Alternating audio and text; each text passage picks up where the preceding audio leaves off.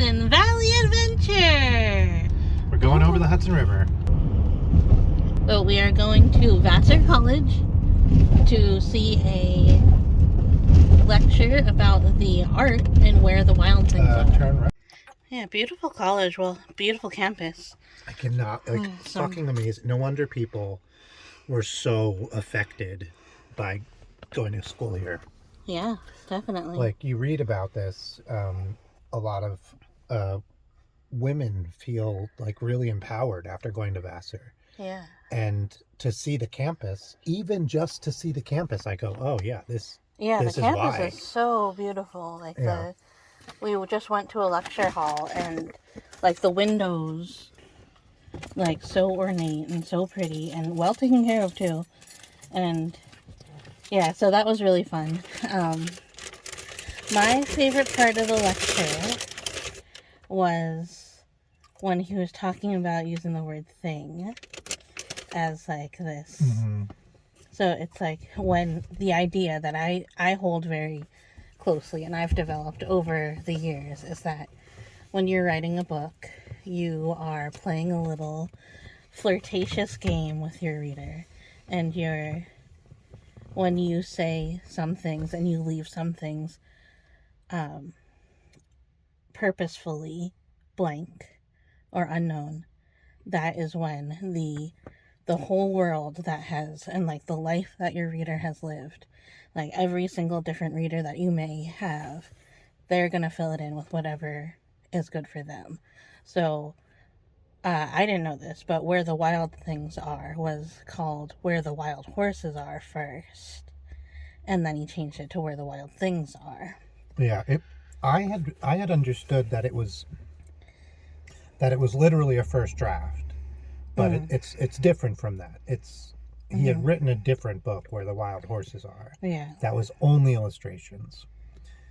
And then that eventually turned into. It was like an inch tall book. Yeah. But like, you know how when you think about the you go. And I had always heard him say, I had heard a quote from Sendak that said, I couldn't draw horses, so I changed it to these monsters, these things that I could draw. Yeah. And when you look at Where the Wild Horses, I didn't know he had written a book and published a book, Where the Wild Horses Are. Yeah.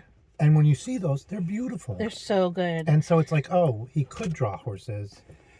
This is a thing, like he's being the artist. There's so much artists. Picasso, Warhol, apparently Sendak. Art is the illusion, and it's every little piece of thing. It's the book. So, okay, the thing that I got out of it, because you said what you got, like you feel. No, I want to say one more thing about Where the Wild Horses Are. Finish that. So so I had 2 copies for some reason of Where the Wild Things Are, in my house, and for some reason. Not for some reason, but the thing that was so impactful about that book was that it was landscape. And he talked about this, is that, like, it was landscape and then, like, the Max's room is, like, the size of his room, and it's, like, this big. And then it gets bigger and bigger, and eventually it's, like, several double layouts of this landscape signatures that are very long. And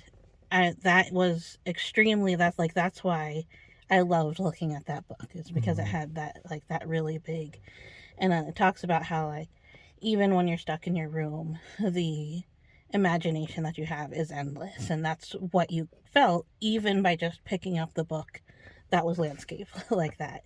And Where the Wild Horses Are, he showed the speaker, who actually knew Maurice Sendak. He showed a copy of Where the Wild Horses Are, and it was like an inch tall and like 6 inches wide. Yeah. So it was very, very cool to see. Yeah, you go ahead.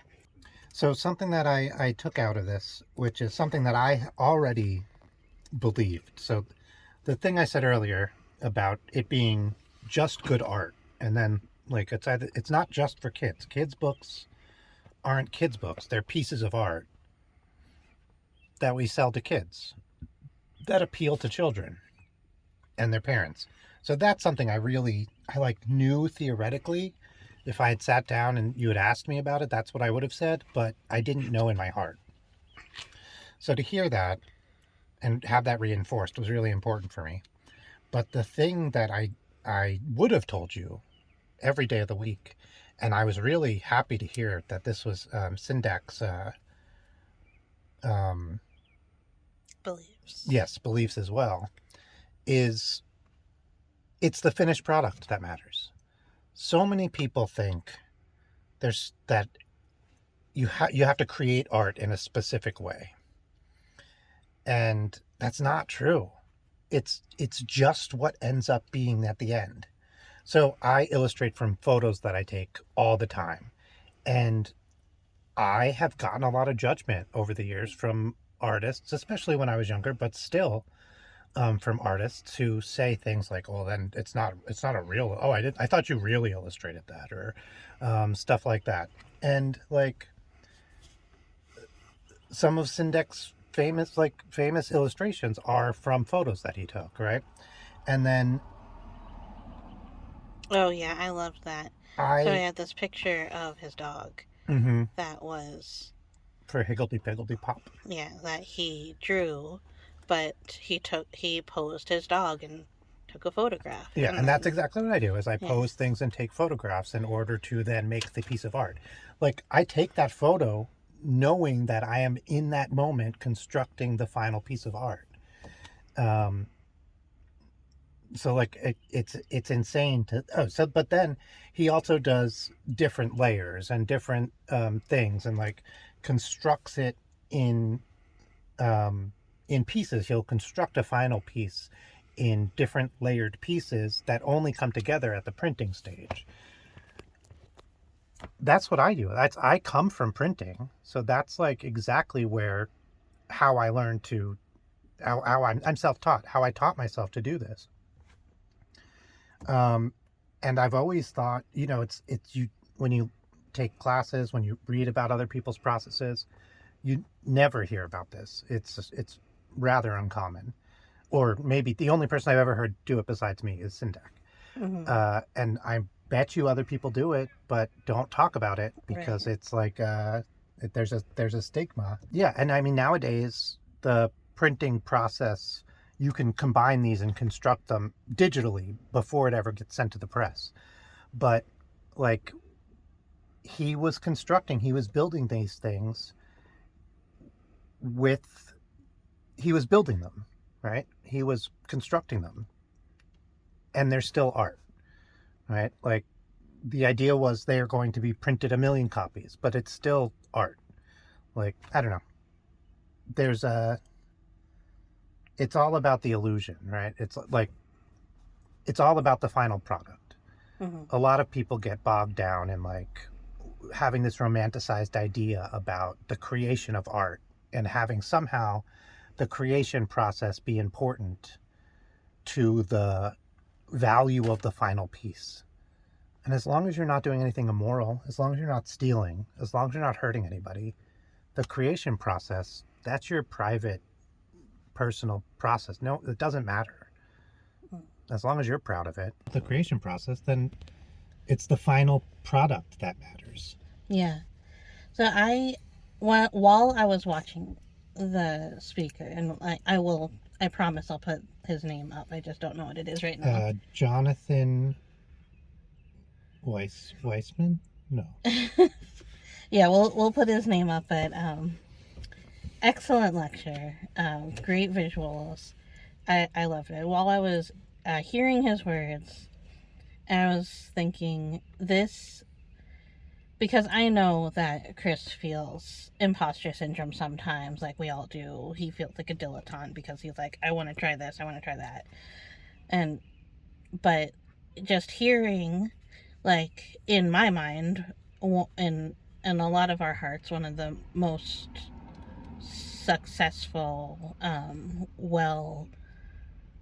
pedestal children's book illustrators, and his process, and he's like, I am just an artist, and then sometimes it becomes books. I was like, oh, okay, this is going to make not only my husband feel less of an imposter, but me feel like his process is less of an imposter. Yeah, and I have confidence. It was incredible to see Sendak's workspace. It looks almost exactly like my workspace. Yes. It was incredible to hear about his process. He had the same, it's almost exactly my process. Light. Yeah. So it's really, it was really, he uses the same tools that I use. He uses the same processes that I use. Mm-hmm. I use cheap materials because I don't care about the pieces that eventually get made into the art. I care about the eventual art. Same with him. Layers and constructing things in that way. Same with him. Actually, his most favorite artist, one that he was most influenced by, is Winsor McCay, which is exactly the artist that I'm most influenced by. Yeah. Like, I cannot believe how, like, of course I admired Sendak. One thing that I thought about him that I really admired and that you don't see a lot is I can illustrate in many different styles, and I will pull whatever style fits the theme.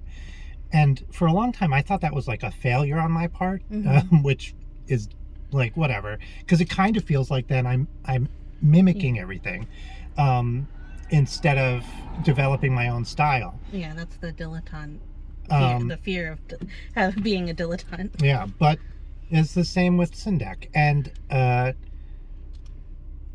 one thing now that you can look back on Sendak's work, right, on Maurice Sendak's work, and you can see like, oh, he had his own style. Yeah. Even if he crafted in all these different styles, there's still something fundamentally Sendak. Yeah, the lecture had a really great slide that was like 3 of his very different art styles in different illustration or different books that he illustrated for. And they're all him. Yeah. Like, you drew a picture of Squirtle yesterday, Mm-hmm. and it's so you. Yeah. Even though it's just like a picture of a Pokemon. Yeah, there were some things when he pointed out Sendak's style. There were some things that I recognized I also do, which I thought was interesting because I've never studied Sendak's work. Yeah. But I did have a bunch of his books as a kid. Yeah. And this stuff, the Night Kitchen. Yeah. I read that book a million times. The Night Kitchen it's like The Borrowers. Yeah. And it's like, how much I love little things, little people being doing. Yeah, I wonder if like that's one of those things that you read but you forgot that it was that. Yeah, I wonder, because Little Nemo and The Night Kitchen I read all the time. And I wonder, like, I didn't know they're so interreferenced. Like, you see, I saw the first page of The Night Kitchen for the first time maybe in 30 years since I was a little kid. Yeah. And instantly I was like, oh, that's a Winsor McCay reference. And it was exactly that. Yeah. It's such a wonderful lecture. And I genuinely think, I mean, the thing I've taken from it is don't try to make a kid's book. Try to make art. Yeah. And... yeah, because we are already there. Yeah. Right? Like if we sat down and we're like, we're going to write 30 kids' books with the materials that we already have, we could do it. Right. I know that we can. And I was getting ideas while we were watching that lecture. I meant to we ended up being late because of a Dunkin' Donuts issue. We left with so much time. We were supposed to be here like 20 minutes early, but then... yeah, we snuck in right before it started. It felt really bad. But because of that, I didn't bring my notebook and my pen, so I was like, oh. Yeah, but no, it was great because then you just got to really listen to what he was saying. Yeah, I would have been taking notes, but... yeah, I thought it was great. Thank you so much to Literary Things.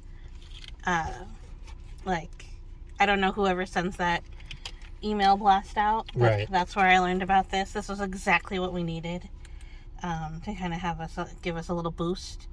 And thank you to Maurice Sendak for making like one of the most impactful picture books of our childhood. Of the last century, I think. Yeah. Did you ever see the movie? I did not. We watched it in IMAX. Wow, that sounds really great. It was pretty great. Yeah, the only other thing that I can think about for Where the Wild Things Are is one time Max and I our Max, went to a Halloween party in Philadelphia, and he went dressed as Max from Where the Wild Oh, I Things remember Are. that. I've seen that costume. Yeah, and he won the prize for most nostalgic, and he got a copy of Mike Tyson Knockout. Is that the name of the game? The Game Boy game? Punch Out. Punch Out, yeah. All right, thank you guys so much for watching. No, I was just looking for his name. I'm in the books include The Ambition and Love and Art. My phone is loading. Jonathan Weinberg is the curator. So apparently he was adopted as a 15-year-old by Maurice Sendak and his partner, Eugene. Yeah, Eugene. I forgot. And now Jonathan. Glit. Yeah, and now Jonathan Weinberg. He became an artist. He followed in Sendak's. Footsteps? Footsteps. Yeah. He knew Sendak since he was a child. His parents were friends with Eugene.